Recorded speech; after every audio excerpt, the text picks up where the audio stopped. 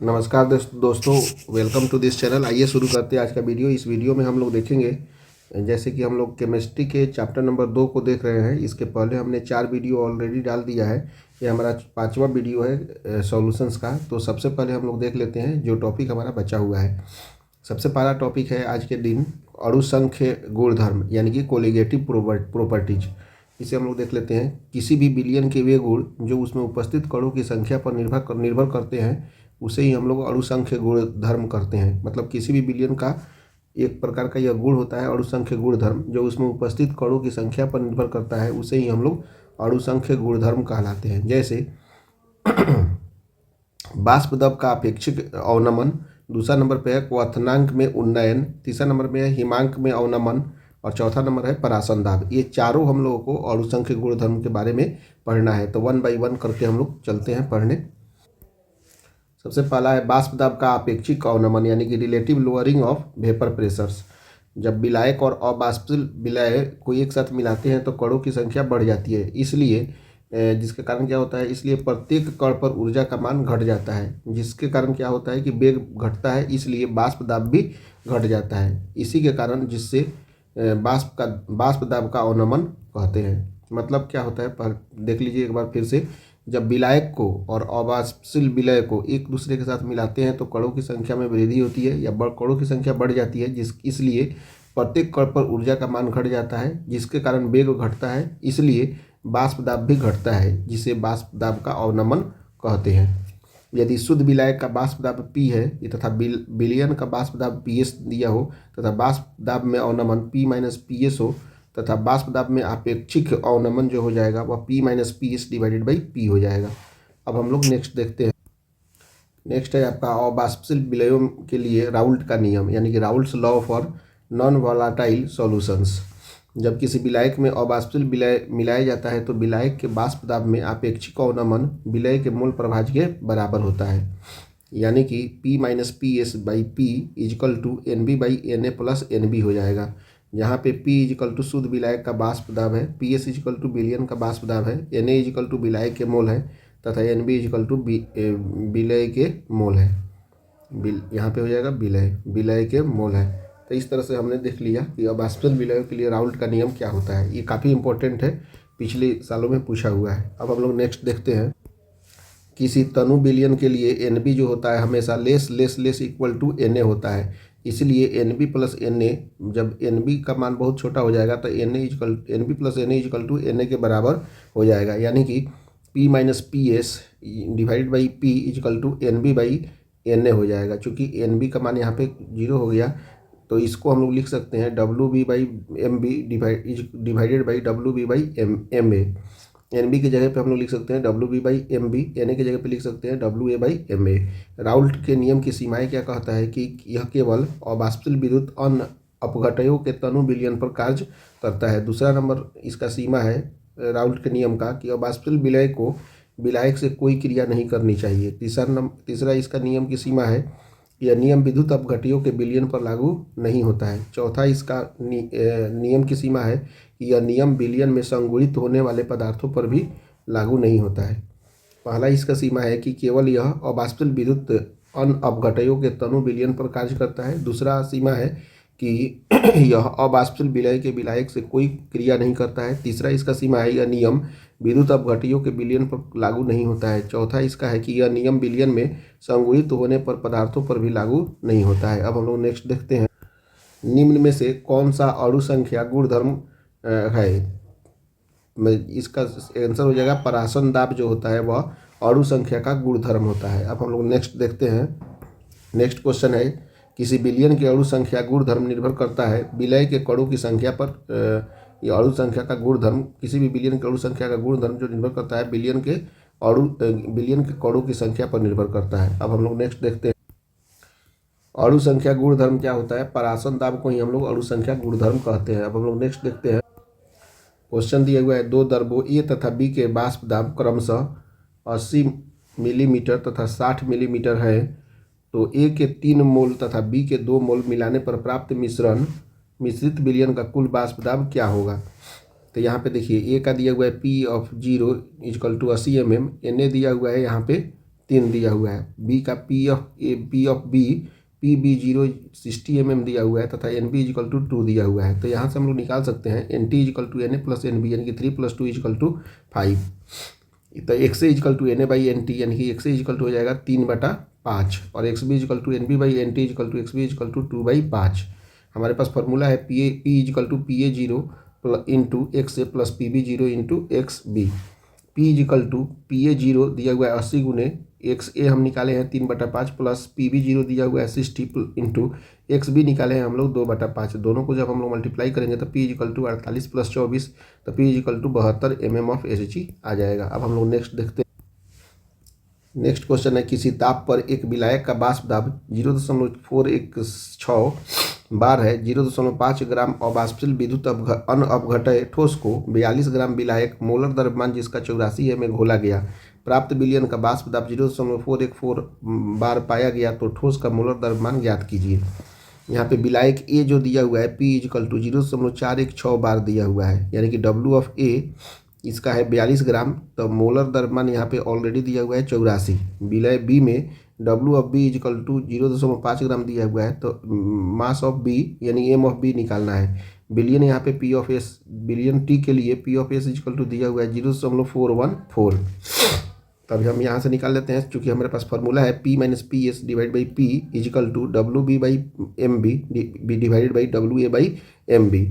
यहाँ पे P का वैल्यू दिया हुआ है ऑलरेडी 0.416 माइनस PS का वैल्यू दिया हुआ है आपका 0.414 डिवाइडेड बाई P का वैल्यू हो जाएगा 0.416 इजिकल टू WB का वैल्यू दिया हुआ है 0.5 divide by MB divide by WA का वैल्यू दिया है 42 डिवाइड बाई M में ये होना चाहिए ना, यहाँ पे MA का वैल्यू दिया हुआ है 84। जब इसको हम लोग सोल्व करेंगे तो 0.002 divided by 0.416 equal to 1/MB हो जाएगा। यहाँ से MB का वैल्यू निकल जाएगा MB इजिकल टू 208। अब हम लोग नेक्स्ट देख लेते हैं।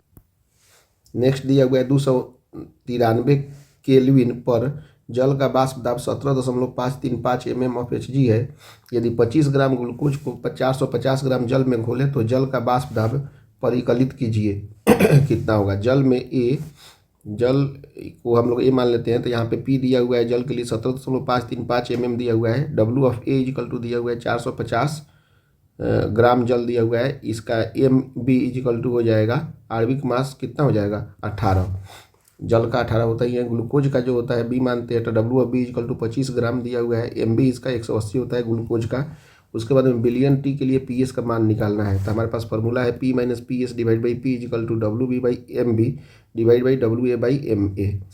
P का वैल्यू दिया हुआ है 17.535 minus PS divide by 17.535 equal to यहाँ पे WB का वैल्यू दिया हुआ है 25 डिवाइड बाई MB का वैल्यू दिया हुआ है 180 डिवाइड बाई WA का वैल्यू दिया हुआ है 450 डिवाइड बाई WA MA का वैल्यू है कितना 18। इसको हम सोल्व करेंगे तो हो जाएगा 17.535 माइनस PS डिवाइडेड बाई हो जाएगा 17.535 इजिकल टू इसको हम जब सोल्व करेंगे तो हो जाएगा 5/900। इसको हम पूरी तरह से सोल्व करेंगे तो यहाँ से आ जाएगा आपका PS का मान आराम से निकल जाएगा। PS का मान इक्वल टू हो जाएगा 17.35 mm ऑफ Hg। अब हम लोग नेक्स्ट देखते हैं।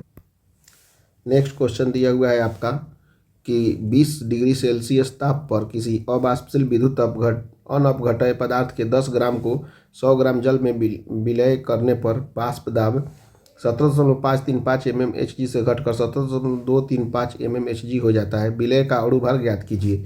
विलय यहाँ पे दिया हुआ है B WB equal to 10 gram MB निकालना है। WA इजिकल टू 100 ग्राम दिया हुआ है यहाँ पे।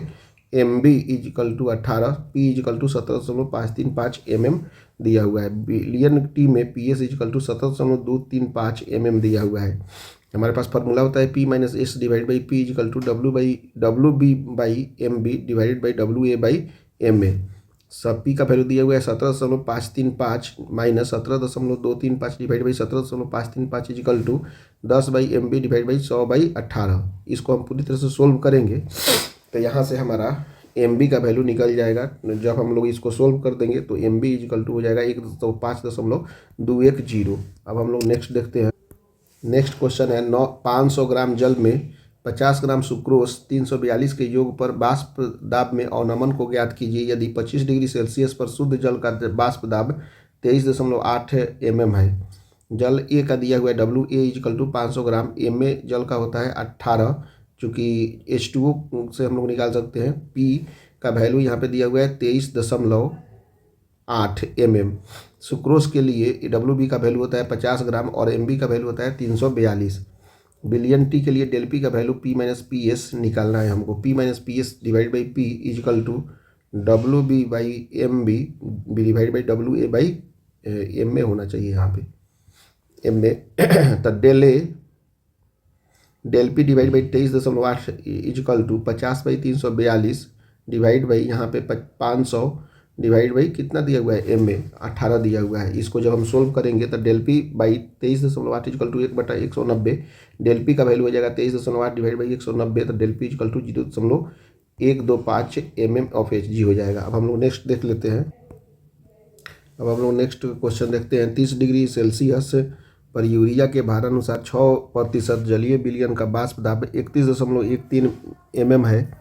यूरिया का अणु भार ज्ञात कीजिए। 30 डिग्री सेल्सियस पर जल का वाष्प दाब 31.7 mm है। यहाँ पे देखिए यूरिया के लिए B मान लेते हैं, तो W(B) = कितना दिया हुआ है आपका 6 ग्राम यहाँ पे दिया हुआ है। MB निकालना है, तो H2O के लिए WA = 94 ग्राम दिया हुआ है। 94 ग्राम, चूँकि 6 ग्राम ऑलरेडी यूरिया है तो 94 ग्राम क्या होगा, जल होगा। जल का अणु भार जो होता है MA = 18 हो जाएगा। P = यहाँ पे दिया हुआ है 31.7 mm दिया हुआ है। T यहाँ पे PS = 31.13 mm दिया हुआ है। तो यहाँ से हमको निकालना है MB। P - PS divide by P = WB by MB divided by WA by MA दिया हुआ है। P का वैल्यू यहाँ पे ऑलरेडी दिया हुआ है 31.70 माइनस PS का वैल्यू दिया हुआ है 31.13 डिवाइडेड बाई 31.13 = WB का वैल्यू है 6 divide by MB divided by WA का वैल्यू है 94/18। यहाँ से हम सोल्व करेंगे तो MB का वैल्यू आराम से निकल जाएगा। सोल्व करके MB का वैल्यू आएगा 63.9 ग्राम पर मोल। अब हम लोग नेक्स्ट क्वेश्चन देखते हैं।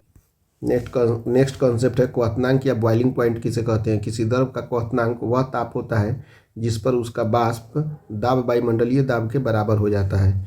माने जिस पर उसका वाष्प दाब वायुमंडलीय दाब के बराबर हो जाता है उसे ही किसी द्रव का क्वथनांक कहते हैं। यानी कि किसी द्रव का क्वथनांक वह ताप होता है जिस पर उसका वाष्प दाब वायुमंडलीय दाब के बराबर हो जाता है। दूसरा नंबर है क्वथनांक में उन्नयन यानी कि इलेवेशन इन बॉइलिंग पॉइंट। विलायक और अवाष्पशील विलय को एक साथ मिलाते हैं तो कणों की संख्या बढ़ जाती है, जिसके कारण प्रत्येक कण पर ऊर्जा का मान घट जाता है, जिससे वाष्प दाब घट जाता है। इसलिए क्वथनांक बढ़ जाता है, जिससे क्वथनांक में हम लोग उन्नयन कहते हैं। फिर से देखिए, विलायक और अवाष्पशील विलय को जब एक साथ मिलाते हैं तो कणों की संख्या में बढ़ोतरी हो जाती है, जिससे प्रत्येक कण पर ऊर्जा का मान घट जाता है। इसके कारण जिससे वाष्प दाब घट जाता है, इसलिए क्वथनांक बढ़ जाता है, जिसके कारण क्वथनांक, इसे ही हम लोग क्वथनांक में उन्नयन कहते हैं। जैसे यदि शुद्ध विलायक का क्वथनांक T है तथा विलायक का क्वथनांक TS है तो क्वथनांक में उन्नयन TS - T हो जाएगा। नोट, विलायक में क्वथनांक में उन्नयन जो होता है डायरेक्टली प्रोपोर्शनल होता है मोललता के। अब हम लोग नेक्स्ट देखते हैं। नेक्स्ट दिया हुआ है मोलल उन्नयन स्थिरांक या क्वथन मापी स्थिरांक, जिसको हम लोग KB से डिनोट करते हैं। 1 kg विलायक में किसी विलय का 1 मोल घोलने पर क्वथनांक में जो वृद्धि होती है उसे मोलल उन्नयन स्थिरांक कहते हैं। इसका मात्रक केल्विन किलोग्राम पर मोल होता है। फिर से देखते हैं, 1 kg विलायक में किसी विलय का 1 मोल घोलने पर क्वथनांक में जो वृद्धि होती है उसे ही हम लोग मोलल उन्नयन स्थिरांक कहते हैं। इसका मात्रक जो होता है केल्विन किलोग्राम पर मोल होता है। M = 1000 गुने KB गुने W divide by WT into W होता है, जहाँ पे M विलय का अणु भार होता है, K = KB मोलर उन्नयन स्थिरांक होता है, W = विलय का भार होता है, dt = क्वथनांक में उन्नयन होता है और W = हो जाता है विलायक का भार होता है। नेक्स्ट देखते हैं। एक होता है आणविक या ग्राम अणु या मोलर उन्नयन स्थिरांक।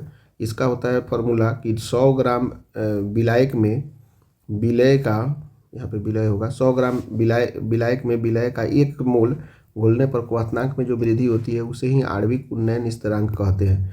आणविक उन्नयन स्थिरांक किसे कहती है? 100 ग्राम विलायक में विलायक का 1 मोल घोलने पर क्वथनांक में जो वृद्धि होती है उसे आणविक उन्नयन स्थिरांक कहते हैं। एम इजिकल टू 100 गुने के into W divide by del T into W होता है। अब हम लोग नेक्स्ट देखते हैं।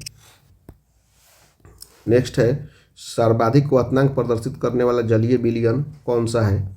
यहाँ पे देखिए 0.015 एम ग्लूकोज दिया हुआ है, यानी कि 0.015 एम होगा। यहाँ पे 0.015 एम के NO3 दिया हुआ है, तो यहाँ पे के प्लस NO3 माइनस होगा, तो यानी कि 2 आयन हो रहा है, तो इसीलिए 0.015 गुने 2 यानी कि 0.030 एम हो जाएगा। यहाँ पे 0.015 एम यूरिया यानी कि 0.015 एम होगा। 0.015 एम Na2SO4 यानी कि 2Na plus plus SO4 2 minus minus, यानी कि यहाँ पे 2 है प्लस 1 3 है, तो यानी कि 3 से गुना होगा। 3 गुने 0.015 इक्वल टू 0.045 एम, यानी कि सबसे ज़्यादा जो होता है डी नंबर में होगा। अब हम नेक्स्ट देख लेते हैं। नेक्स्ट दिया हुआ है किस सूत्र द्वारा मोलल उन्नयन स्थिरांक Kb को ज्ञात किया जा सकता है? तो हमारे पास m इजकल टू फार्मूला है 1000 गुने Kb into W divided by del T into W. तो यहाँ से Kb हम लोग निकाल सकते हैं, तो Kb इजकल टू मल्टीप्लाई करेंगे m into del T into W divide by 1000 गुने डब्लू। आंसर हो जाएगा आपका विकल्प नंबर ए, चूँकि m into del T into W divide by 1000 into W equal to Kb हो जाएगा। चलिए अब हम लोग नेक्स्ट देखते हैं। नेक्स्ट दिया हुआ है एक कार्बनिक पदार्थ के जलीय विलयन में 3 ग्राम पदार्थ 50 ग्राम जल में घुला हुआ है। विलयन का क्वथनांक 100.51 डिग्री सेल्सियस है। पदार्थ के अणु भार को ज्ञात करना है। यहाँ पे W इजकल टू दिया हुआ है 3 ग्राम, यहाँ पे W दिया हुआ है 50 ग्राम, ठीक है।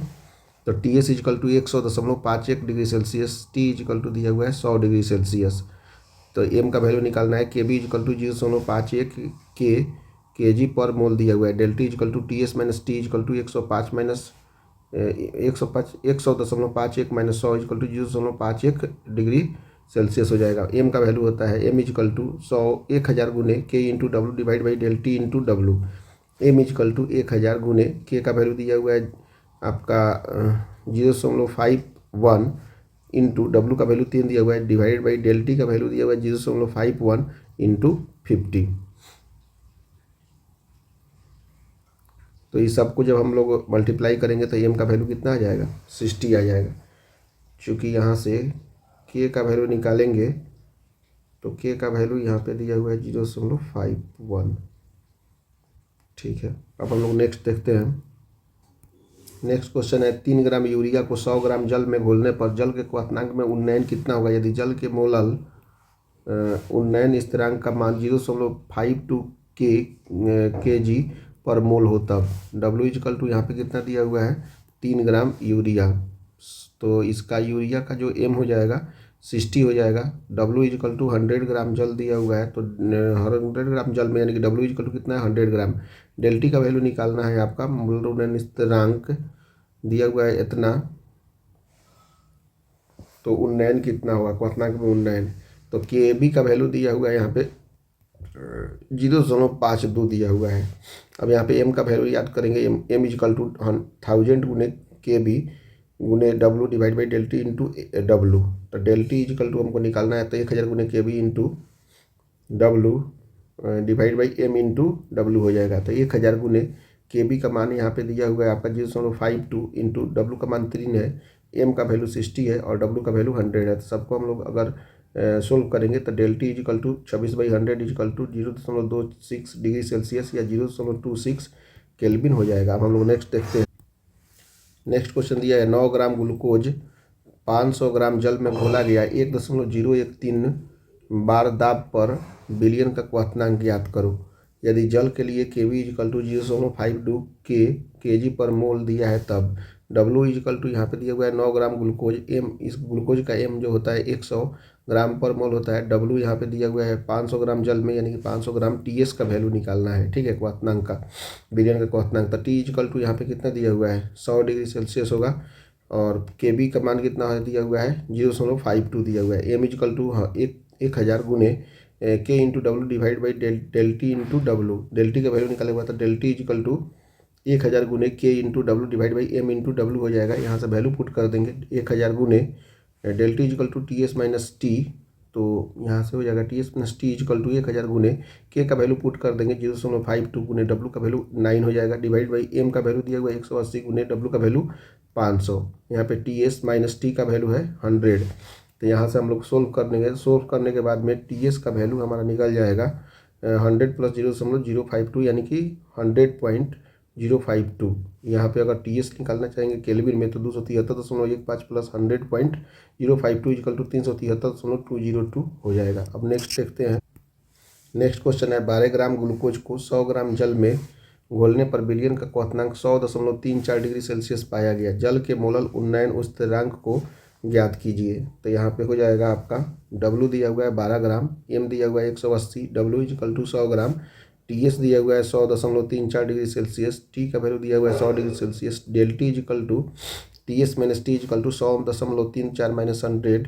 तो डेल T का वैल्यू हो जाएगा 0.34 डिग्री सेल्सियस। के बी का मान निकालना है। M इजकल टू होता है 1000 गुने के into W divide by del T into W।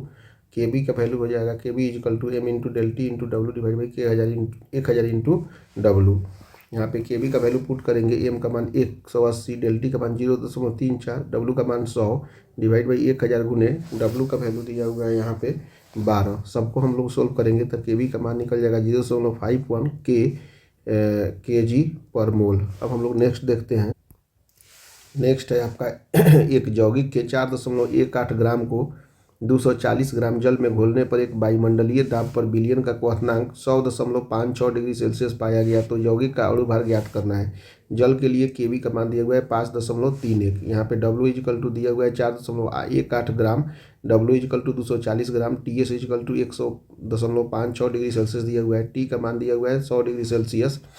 तो डेल T इजकल टू हो जाएगा 100.56 माइनस 100 इजकल टू 0.56। M का वैल्यू निकालना है। के बी इजकल टू 5.31। हम फॉर्मूला जानते हैं M इजकल टू 1000 गुने के into W divide by del T into W। M equal to 1000, K का मान 5.31 दिया हुआ है, W का वैल्यू दिया हुआ है 4.18 डिवाइडेड बाई डेल T का वैल्यू 0.56 गुने W का वैल्यू है 240। सबको हम लोग कैलकुलेट करेंगे तो M का मान यहाँ से निकल जाएगा 166.147 ग्राम पर मोल। अब हम लोग नेक्स्ट देखते हैं। नेक्स्ट दिया हुआ है क्वेश्चन 0.6 ग्राम यूरिया यानी कि जिसका मान होता है 60 के 100 ग्राम जल में बने जलीय विलयन के क्वथनांक को ज्ञात कीजिए। जल का मोलल उन्नयन स्थिरांक का मान 0.52 के जी पर मोल तथा जल का क्वथनांक 373.15 के है। W इजकल टू दिया हुआ है 0.6 ग्राम, M इसका होता है यूरिया का 60, W इजकल टू 100 ग्राम हो जाएगा। TS इजकल टू निकालना है, T का मान दिया हुआ है 373.15, के बी का वैल्यू दिया हुआ है 0.52। हम जानते हैं M इजकल टू 1000 गुने के into W divide by del T into W।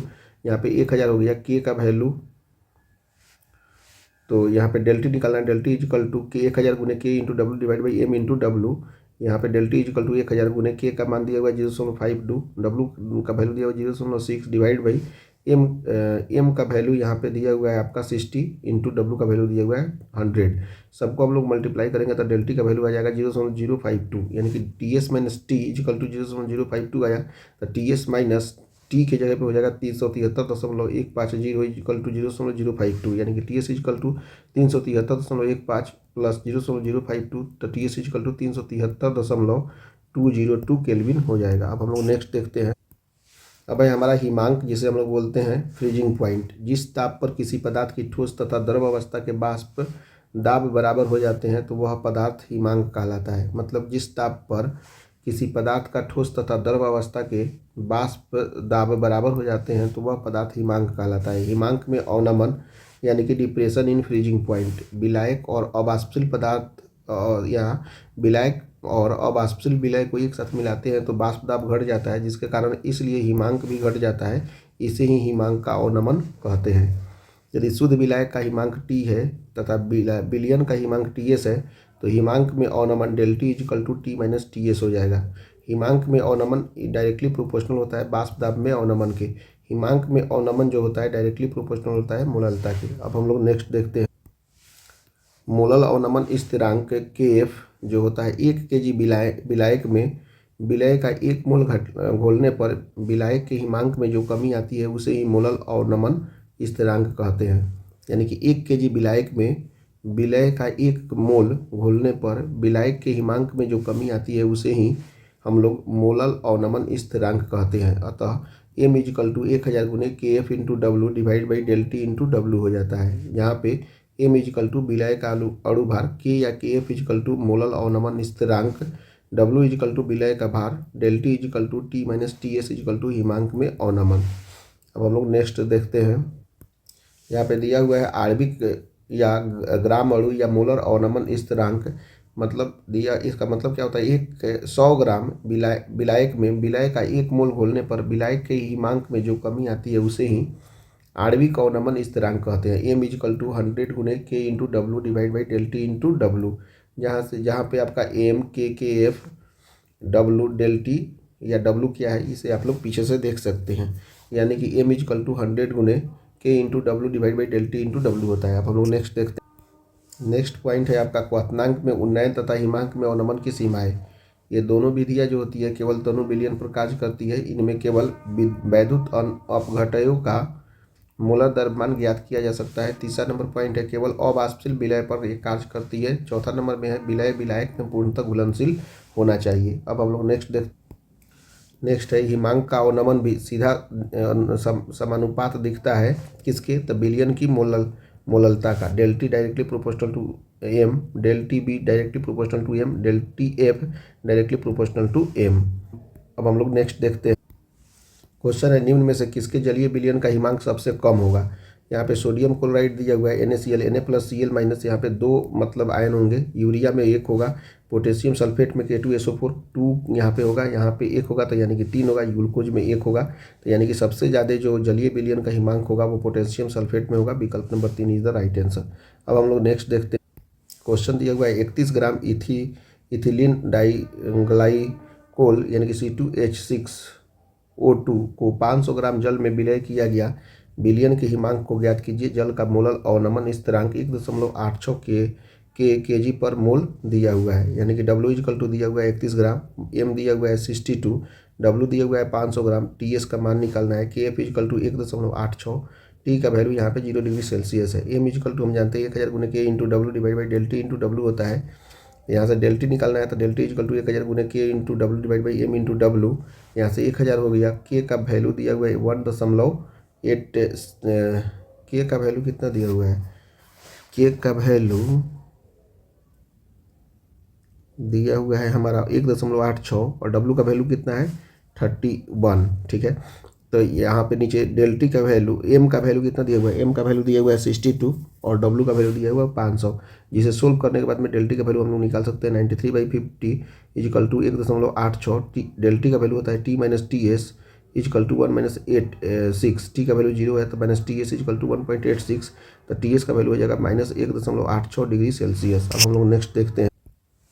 Next question है 2.25 ग्राम ग्लूकोज जिसका अणुभार 180 होता है का 25 ग्राम जल में घोलने पर हिमांक में 0.93 डिग्री सेल्सियस की कमी होती है। जल के मोलल अवनमन स्थिरांक का मान ज्ञात कीजिए। W इजिकल टू दिया हुआ है 2.25 ग्राम, M इसका दिया हुआ है मतलब ग्लूकोज का 180, W इजिकल टू 25 ग्राम जल में, यानी कि del T equal to 0.93 degree Celsius दिया हुआ है। KF का मान निकालना है। M इजिकल टू 1000 गुने KF into W divide by del T into W होता है M, तो KF का मान निकलना है। KF इजिकल टू हो जाएगा M into del T into W divide by 1000 गुने W। M का वैल्यू दिया हुआ है 180, डेल टी का वैल्यू दिया हुआ है 0.93, W का वैल्यू दिया हुआ है 25 डिवाइड बाई 1000 गुने W का वैल्यू दिया है 2.25। सबको हम जब सोल्व करेंगे तो आंसर हो जाएगा 1.86 kg पर मोल। अब हम लोग नेक्स्ट देखते हैं। नेक्स्ट क्वेश्चन है आपका कि एक वैद्युत अपघटय के 2 ग्राम को 50 ग्राम बेंजीन में घोलने पर इसके हिमांक में 0.40 K की कमी आती है। बेंजीन का हिमांक अवनमन स्थिरांक 5.12 kg पर मोल है। विलय का मोलर द्रव्यमान ज्ञात कीजिए। W दिया हुआ है 2 ग्राम, W यहाँ पे दिया हुआ है 50 ग्राम बेंजीन का। Del T equal to 0.40 K या degree Celsius, KF equal to 5.12, M का वैल्यू निकालना है तो M इजिकल टू हो जाएगा 1000 गुने K into W divide by del T into W.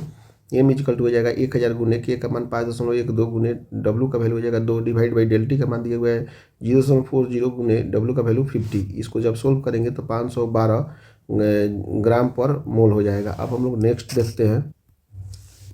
Next question दिया हुआ है 1000 ग्राम नेफ्थलीन में 25.6 ग्राम सल्फर को घोलने पर उसके हिमांक में 0.68 के का अवनमन प्राप्त होता है। तो सल्फर का अणु सूत्र क्या होगा यदि मोलर अवनमन स्थिरांक 6.8 केजी पर मोल है। तब W 1000 ग्राम दिया हुआ है। W यहाँ पे सल्फर का 25.6 ग्राम है, तो डेल्टी यहाँ पे दिया हुआ है 0.68 केल्विन। तो यहाँ पे निकालना है हमको एसएन का वैल्यू निकालना है कि एसएन कितना हुआ। सल्फर का अणु सूत्र क्या होगा, KF दिया हुआ है 6.8। यहाँ से M निकालते हैं 1000 गुने के into W divide by del T into W. M 1000 गुने के का वैल्यू दिया हुआ है 6.8 गुने डब्ल्यू का वैल्यू दिया हुआ है 25.6 डिवाइड बाई डेल्टी का वैल्यू दिया हुआ है 0.68, डब्ल्यू का वैल्यू दिया हुआ है 1000। अब इसको हम लोग सोल्व करेंगे तो M का वैल्यू आ जाएगा यहाँ से 256। N M/32 यानी कि M का वैल्यू है 256/32। जब सोल्व करेंगे तो N 8 आ जाएगा। N की जगह पे 8 पुट करेंगे तो S 8 हमारा रिजल्ट हो गया। अब हम लोग नेक्स्ट देखते हैं। नेक्स्ट क्वेश्चन दिया हुआ है, जल में बने चीनी के एक 5% भारानुसार विलयन का हिमांक 271 केल्विन है। ग्लूकोज के जल में बने 5% विलयन का हिमांक ज्ञात करना है। यदि शुद्ध जल का हिमांक 273.15 केल्विन है तो W दिया हुआ है 5 ग्राम। M 342। W यहाँ पे दिया हुआ है आपका कितना, ग्लूकोज का 95% होगा, क्योंकि 5% जो है वे चीनी का वेट है, तो 95% W होगा, माने उसमें जल का। TS 271 केल्विन दिया हुआ है। T 273.15 केल्विन दिया हुआ है। डेल्टी 273.15 माइनस 271 हो जाएगा। डेल्टी 2.15 केल्विन हो जाएगा। M 1000 गुने के into W divide by del T into W. तो यहाँ से K हो जाएगा M into del T into W divide by 1000 गुने डब्ल्यू। यहाँ से 342 गुने 2.5 गुने 95 डिवाइड बाई 1000 गुने 5 गुने 100। KF का मान हो जाएगा 13.97। तो दूसरा नंबर हमको निकालना है। M 180 दिया है। W कितना दिया हुआ है 5 ग्राम, तो W 95 ग्राम हो जाएगा। TS का मान निकालना है। T 273.15 है। KF 13.97 अब दिया हुआ है। M हो जाएगा 1000 गुने के into W divide by del T into W. तो यहाँ पे वैल्यू पुट कर दीजिए, चूँकि डेल्टी 1000 गुने के into W divide by M into W हो जाएगा। डेल्टी T माइनस TS 1000 गुने के का मान हो जाएगा आपका 13.97 गुने डब्ल्यू का मान हो जाएगा 5 डिवाइड बाई M का वैल्यू हो जाएगा 180 गुने डब्ल्यू का वैल्यू हो जाएगा 95। यहाँ से T 273.15 माइनस TS 4.08। यहाँ से TS का वैल्यू हो जाएगा 273.15 माइनस 4.08। TS का वैल्यू हो जाएगा 269.07 केल्विन। अब हम लोग नेक्स्ट देखते हैं।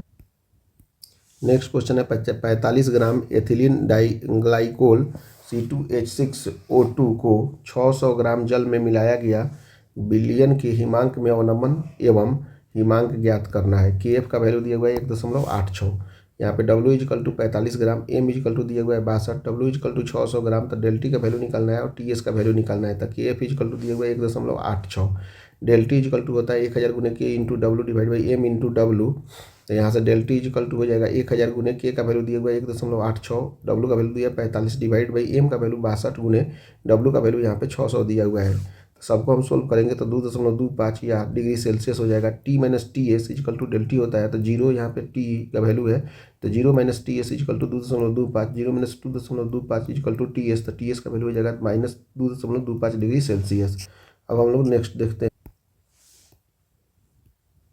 नेक्स्ट क्वेश्चन दिया हुआ है आपका 25 ग्राम एथिलीन डाइग्लाइकोल C2H6O2 को 300 ग्राम जल में मिलाया गया तो विलयन के हिमांक को ज्ञात कीजिए। यदि जल का मोलल अवनमन स्थिरांक 1.86 तथा जल का हिमांक 273.15 है तो W का वैल्यू दिया हुआ है 25 ग्राम। तो यहाँ पे M C2H6O2 का होता है M 62। W यहाँ पे जल में दिया हुआ है 300 ग्राम। TS का मान निकालना है। KF दिया हुआ है 1.86 तथा T दिया हुआ है हिमांक 273.15। डेल्टी 1000 गुने के into W divide by M into W होता है। तो डेल्टी T माइनस TS 1000 गुने के का मान दिया हुआ है आपका 1.86। डब्ल्यू का मान दिया हुआ है 25 डिवाइड बाई M का वैल्यू दिया हुआ है 62 और डब्ल्यू का वैल्यू दिया हुआ है 300। सबको सोल्व करेंगे तो यहाँ से हमारा TS का मान निकल जाएगा 270.65 केल्विन। इस तरह से हमने इस वीडियो को हम लोग यहीं पे रोकते हैं। अब हम लोग इसके नेक्स्ट वीडियो में, और वो हमारा सॉल्यूशंस का लास्ट टॉपिक, लास्ट मतलब कि पार्ट होगा। तो वीडियो देखने के लिए थैंक यू वेरी मच।